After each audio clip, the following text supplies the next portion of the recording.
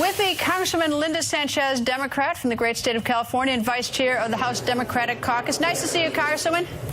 Nice to be with you, Greta. Okay, tell me two things. Number one, what do you hate about this or dislike about this GOP bill? And what do you like about it or love about it?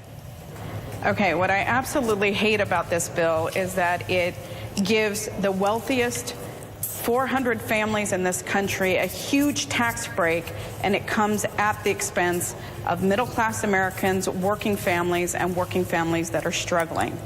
And it's a huge, huge giveaway to insurance companies, pharmaceutical companies, the tanning industry, all on the backs of Americans who need coverage that is affordable.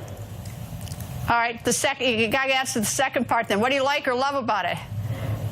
There's not really much that I love about it, to be honest with you. The more that I dig into the bill, the more and more nasty little, I don't want to call them goodies, but nasty little provisions there are that continue to hurt the very people who have problem affording their health care. Well, I'll give you one. I take you like pre-existing are covered. I take you like that, right? No. The Republicans say that they don't repeal the pre-existing condition provision, and technically they don't, but what they do is they allow insurance companies to charge whatever they want to people with pre-existing conditions. So it doesn't ban them.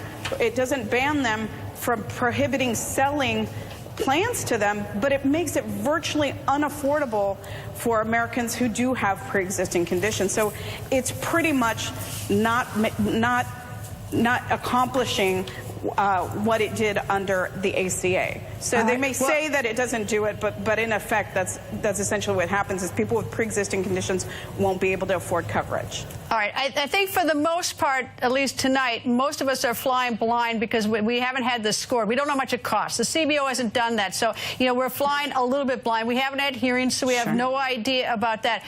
But I did read today that Congressman Clyburn, I think someone is meeting with the president to talk about reducing the cost of drugs, the prescription. So at least there's some conversation between Capitol Hill and the White House on that. I take you think that's a pretty good idea, the talking.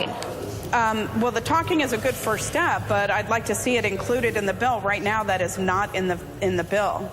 And right now, what I see in the bill, it's going to make health insurance coverage cost more. It's going to cover at least 10 million people, fewer than the ACA covers.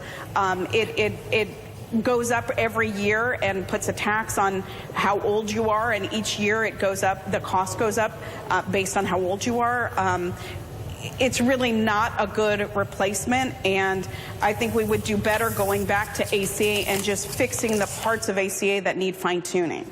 Well, I'd like to at least have hearings on so I got a little better grip on this, and I want to see the cost, but because I think that's an important element. But anyway, we'll see what happens. Congresswoman, thank you for joining us.